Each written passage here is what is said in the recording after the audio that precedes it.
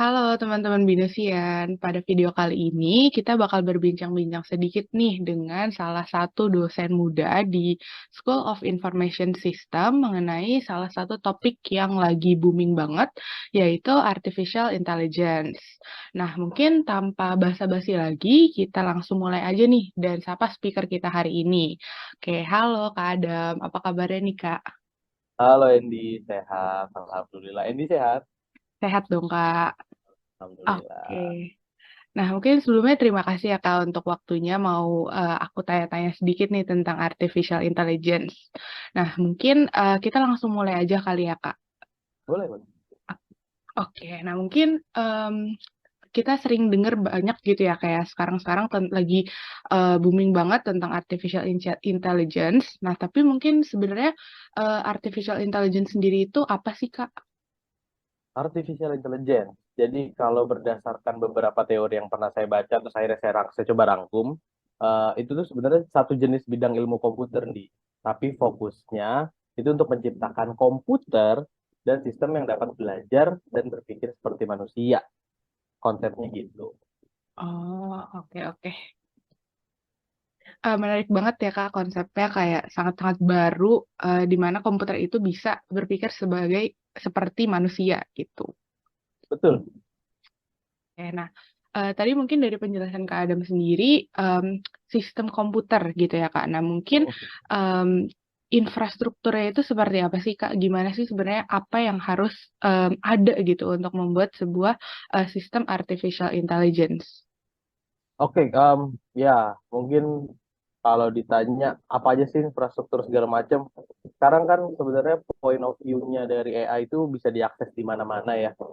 Ya, itu percuma jadi ketika kita bikin artificial intelligence segala macam, tapi nggak bisa diakses di mana-mana atau restricted access gitu. Jadi paling kalau ditanya apa sih yang harus ada, seenggaknya harus punya powerful cloud lah buat nyimpen si AI-nya tersebut gitu. Entah itu AI nantinya akan dibuat dengan bahasa pemrograman apa, dengan logika seperti apa, tapi cloud-nya ini atau penyimpanannya di ini sebenarnya harus powerful gitu.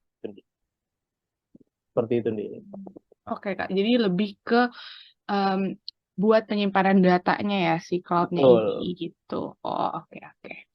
Nah, paling mungkin aku nyinggung-nyinggung sedikit tadi udah tentang penyimpanan data. Mungkin sekarang lebih ke eh, programmingnya gitu ya, Kak. Nah, Mm, mungkin biasanya kita tahu kalau artificial intelligence itu ada hubungannya dengan machine learning dan juga deep learning gitu kan ya. mm. Sebenarnya tuh apa bedanya sih Kak antara AI, machine learning, dan deep learning gitu? Apakah mereka mereka satu kesatuan atau emang memang ada distinct perbedaannya atau gimana nih Kak? Oke, perbedaan artificial intelligence dengan machine learning atau deep learning ya. Jadi sebenarnya kalau ditanya apa sih bedanya, sebenarnya bukan beda Ji, lebih tepatnya. Lebih tepatnya itu adalah machine learning atau deep learning itu adalah salah satu sub atau salah satu bagian dari yang namanya artificial intelligence gitu. Jadi artificial intelligence itu bisa dibilang sebagai rumah gitu. Nah, salah satu sektor atau salah satu sisi rumah tersebut adalah machine learning or deep learning yang hanya fokus di machine learning aja gitu. Padahal kalau misalkan artificial intelligence itu jauh lebih besar. Ada yang namanya natural language processing, lalu ada juga speech recognition, text recognition gitu. Itu tuh beda lagi tuh dari machine learning gitu. Atau misalkan ada vision, kalau vision tuh ngomongnya tentang image recognition, video recognition, machine recognition gitu. Robotik juga termasuk di AI, tapi di sektor yang beda gitu. Jadi kalau bedanya nggak ada, tapi machine learning dan deep learning adalah salah satu subbab atau salah satu sektor di dalam artificial intelligence. Kayak gitu nih. Oke, berarti bisa dibilang artificial intelligence nih luas banget ya Kak, dan Sangat-sangat luas. banyak banget subbab-subbabnya yang kalau misalkan ini kita harus dalami lebih gitu ya. Betul sekali. Oh, oke. Nah, mungkin karena di sini kita masih general aja nih Kakak tentang artificial intelligence. Mungkin karena kan ini untuk mahasiswa yang pingin tahu sebenarnya apa sih artificial intelligence itu. Nah, mungkin aku mau nanya sedikit tentang implementasi ini, Kak. Jadi, sebenarnya artificial intelligence ini untuk saat ini gitu ya di dunia sekarang itu bisa diimplementasiin buat apa aja sih, Kak? Implementasinya sebenarnya sekarang udah banyak banget nih gitu ya, nggak usah jauh-jauh ya, kita punya Google Assistant atau Siri aja sebenarnya udah salah satu artificial intelligence, hasil dari artificial intelligence gitu. Bahkan sesimpel untuk bagaimana kita memprediksi, kita bikin satu sistem gitu untuk ngasih makan ikan secara otomatis gitu misalkan. Akhirnya kalau misalkan kita tempelin library-nya si artificial intelligence, kita bisa tahu nih pola 15 menit sekali itu pakan turun atau 30 menit sekali pakan turun, yang mana yang lebih baik gitu. Jadi sebenarnya udah luas banget, kalau misalkan ditanya mau implementasinya di mana. Tapi permasalahannya sebenarnya kan either knowledge-nya yang kurang mumpuni atau ternyata balik lagi infrastrukturnya yang nggak ada gitu. Kalau ditanya orang Indonesia menurut saya sih harusnya bisa deh implement di mana aja di berbagai sektor gitu ya. Tapi ya balik lagi karena infrastruktur atau misalkan memang sumber daya manusianya yang belum sanggup untuk ke sana gitu. Oke, oke. Emang kalau misalkan biasanya kan tadi Kak Ada bilang juga kayak artificial intelligence itu bisa buat ngasih makan ikan gitu. Nah, mungkin kan dulunya itu sebenarnya pekerjaan manusia gitu ya, Kak. Nah, Betul. menurut Kak Adam sendiri, kayak apakah benar gitu ya, AI ini bisa menggantikan pekerjaan manusia ke depannya? Oke, pertanyaannya aku quote unquote ya. Mm-mm. Apakah benar AI dapat menggantikan pekerjaan manusia? Betul. Hmm, oke. Tetapi AI tidak bisa menggantikan manusia.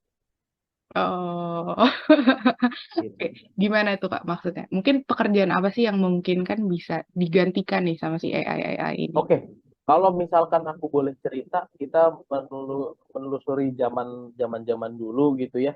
Anggaplah di zaman dulu ada loh pekerjaan untuk mencari kayu bakar gitu.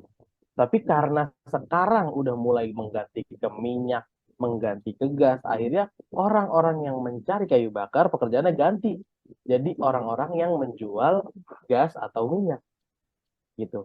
Sama, AI pun nanti akannya kayak gitu. Misalkan sekarang udah nggak ada nih orang-orang yang mengasih apa, misalkan dia harus kontrol ternak lele gitu. Setiap jam segini dia harus ngeliatin gitu. Orang dibayar untuk melihat kolam lelenya gimana, udah dikasih pakan atau belum. Terus tergantikan dengan AI gitu kan. Berarti kan orang-orang orang tersebut nggak punya pekerjaan lagi. Enggak juga. Karena ketika ada satu hilang, yang saya percaya ada satu akan muncul kembali untuk menggantikan. Kayak gitu nih. Oke, betul sih. Aku setuju banget sih, Kak. Yang tadi bener sih, kalau misalnya ada satu hilang, pasti ada satu yang gantiin. Pasti kan yang pasti udah ada yang harus develop AI-nya itu sendiri kan, gitu. Iya sih, aku setuju banget. Nah, mungkin tadi kita udah ngomongin banyak tentang implementasi gitu, Kak. Nah, mungkin menurut Kak Adam sendiri, keunggulan apa sih dari AI ini yang kayak worth it gitu untuk satu bisnis ataupun kayak untuk kayak menggantikan satu pekerjaan manusia? Keunggulan AI ya. Yep, betul.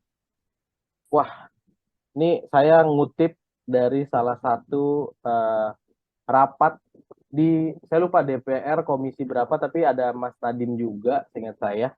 Jadi salah satu anggota DPR tuh ngomong gini, eh kalau kita sebagai wirausaha atau sebagai pengusaha itu pasti lebih memilih mesin dibandingkan orang. Kenapa? Mesin setiap tahun harganya turun, orang setiap tahun harganya naik gitu. Jadi keunggulannya itu Hmm. sebenarnya. Itu ya, tapi ya balik lagi gitu, tergantung peresapan dan maknanya aja. Tapi kalau di saya di sini akhirnya apa? Oh, akhirnya kita sebagai manusia tuh nggak boleh kalah dalam mengikuti proses atau inovasi yang terjadi gitu. Mesin aja udah cepet inovasinya, jadi jangan sampai kita kalah cepet sama inovasi dari mesin tersebut. Iya, bener sih. Ah, oke Kak. Ini aku jadi tahu banyak banget nih tentang AI dan kedepannya gimana gitu ya. Mungkin em, tadi kita udah ngomongin implementasi, keunggulan. Nah, tapi sebenarnya si mesin atau sistem AI ini sendiri ada nggak sih Kak limitasinya gitu? Tapi mungkin tadi udah sempat disinggung ya kalau misalkan komputer kan nggak akan bisa menggantikan manusia gitu. Nah, memang kayak limitasi seperti apa sih yang dimiliki sama sistem artificial intelligence ini? Oke, limitasi apa ya? Ini sependek pengetahuan saya, setidaknya artificial intelligence itu belum mempunyai emosional yang cukup untuk menggantikan atau uh, berdampingan dengan manusia. Dia hanya bisa untuk berpikir dan ya menjawab pertanyaan yang menjawab pertanyaan yang ada. Tapi dia nggak bisa untuk sebagai ya berdampingan lah hidupnya sampai detik ini belum bisa. Jadi limitasinya masih di situ. Jadi dipergunakan hanya untuk tools gitu. Oke, oke. Berarti kayak kalau bisa aku sum up, sistem AI itu lebih ke iya, iya, enggak gitu ya, Kak. Dia nggak bisa kalau misalkan kayak mungkin atau misalkan lebih ke em, ya tadi ya emosional atau kayak memiliki perasaan gitu. Ya sejauh ini kalaupun ada ya masih sedikit dan masih masih terus dikembangin sih. Oh, oke, Kak. Berarti sampai saat ini belum ada tuh ya Kak yang kayak di film-film kayak misalkan AI yang benar-benar sangat canggih gitu kayak bentuknya pun kayak robotik kayak bener-bener kayak manusia gitu. Ya kayaknya kalau untuk go public kayaknya belum ada deh. Oh, oke, oke. Oke, thank you banget Kak untuk knowledge-nya udah banyak banget nih kita tahu tentang AI gitu ya. Nah, mungkin di sini mahasiswa yang mungkin yang nonton video ini mungkin jadi banyak yang tertarik nih ya Kak. Mungkin kan karena ke depannya juga AI ini banyak banget dibutuhin untuk developernya ataupun ya mungkin spesialis-spesialis yang mengerti tentang AI nih. Nah, mungkin kalau dari Kak Adam sendiri, menurut Kak Adam, gimana sih cara kita sebagai mahasiswa gitu yang ingin memperdalam tentang AI gitu Kak? Jadi kayak kita tuh harus mulai dari mana sih sebenarnya? Oke, kalau mulai dari mana sebenarnya panjang nih, bisa 2 SKS gitu. Tapi saya coba jelasin secara simpel aja ya. Sebenarnya AI itu kan sebuah tools atau sebuah informasi ya. Tapi kalau ditelusuri lebih dalam, informasi itu adalah kumpulan data, ya kan? Kumpulan data diolah menjadi sebuah informasi. Jadi kalau misalkan saya mau belajar AI dari mana? Pelajari dulu data. Data tuh apa sih? Gitu. Ketika udah tahu oh data tuh begini bentuknya, ada data A, data misalkan ada data speech, ada data text, ada data image gitu kan, atau misalkan hal-hal lain tentang data dipelajarin dulu. Akhirnya ketika kita udah tahu tentang data, baru kita lanjut ke dalam proses membuat AI-nya gitu. Kita udah tahu nih ibaratnya sumbernya apa, oh data. Oke, kita udah mulai paham mengenai data, berarti kita lanjut ke prosesnya, buildingnya. Nah, buildingnya ini pakai apa? Biasanya pakai bahasa pemrograman atau library-library gitu. Kalau nowadays ya detik ini gitu ya, mungkin yang lagi hype ya Python gitu. Nah, belajar sedikit Python, gak usah ribet-ribet. Kita tahu aja, oh ternyata kalau mau bikin AI, library Python-nya yang A. Mau bikin AI yang ini, berarti library Python-nya yang B. Gitu. Kalau udah tahu sumbernya apa, kita belajar prosesnya, akhirnya kita ngelihat outputnya seperti apa. Hmm. Kayak gitu sih. Oke, sip, Kak. Jadi mungkin teman-teman mahasiswa nih yang mungkin kayak curious gitu ya, atau ingin tahu banyak tentang AI, kurang lebih itu ya, bisa mulai dari pelajari dulu tentang data gitu. Dan mungkin ya salah satu tadi seperti Kak Adam bilang, bahasa yang lagi ngehits banget atau yang lagi sering banget dipakai di industri saat ini adalah si bahasa Python gitu. Jadi mungkin bisa dieksplor bagian itu ya teman-teman. Oke, nah mungkin kalau bisa aku sum up berarti basic utamanya gitu ya Kak. Kalau misalkan kita nanti ke depannya mau jadi developer AI gitu atau mau lebih memperdalam dunia ini AI ini berarti lebih ke data gitu ya Kak. Ya, kalau misalkan skill fungsionalnya, sorry, skill teknikalnya ya, seenggaknya kita tahu datanya apa, bentuk gimana, ngolah data seperti apa. Gitu. Tapi sebelum masuk ke situ, kalau tetap mau di bidang AI harus punya curious yang tinggi nih. Hmm. Kepoan tinggi. Jadi kalau saya kemarin habis sharing ke teman-teman SMA, ya ke teman-teman siswa-siswa SMA di Bekasi gitu ya. Mereka juga nanya, kalau misalkan saya mau di bidang ini gimana Pak? Gitu. Paling penting adalah kalian harus kepo gitu. Contoh kenapa lampu merah merahnya 5 detik, kuningnya 3 detik, hijaunya 15 detik gitu. Dari situ kalian pasti kepo. Kalau kalian gak kepo, jangan harap seenggaknya kalian mau terus terjun di dunia AI gitu. Jadi ini tadi teknikalnya tentang data, tapi fungsionalnya atau dalam diri kita, seenggaknya kita punya kepo yang tinggi kayak gitu. Oke, sip. Gitu ya teman-teman. Jadi intinya adalah kepo dan cari tahu lah tentang karena kan sekarang banyak banget ya bisa dapetin informasi dari mana-mana gitu. Jadi kalau kalian ingin emang menjadi developer AI ataupun emang ingin terjun ke dunia AI, ya salah satu tips dari Kak Adem di sini adalah itu gitu teman-teman. Oke, mungkin pertanyaan terakhir dari aku nih Kak. Tadi kan mungkin aku bisa sum up dari Kak Adam sendiri awalnya suka atau mendalami dunia AI ini karena ya tadi ya kekepoan tadi itu. Gitu. Nah, mungkin Betul. tapi kan kalau misalnya kita kepo aja tapi effortnya itu kurang tepat, kadang kan nggak dapet juga gitu ya Kak.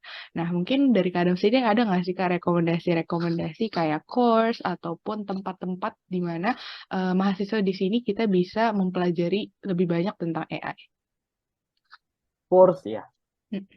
Ya balik lagi ya, ketika memang kita mau belajar mengenai AI, terus kalau misalkan langsung nyari course tentang AI, mungkin bisa dijamin normalnya orang akan bingung gitu Hmm.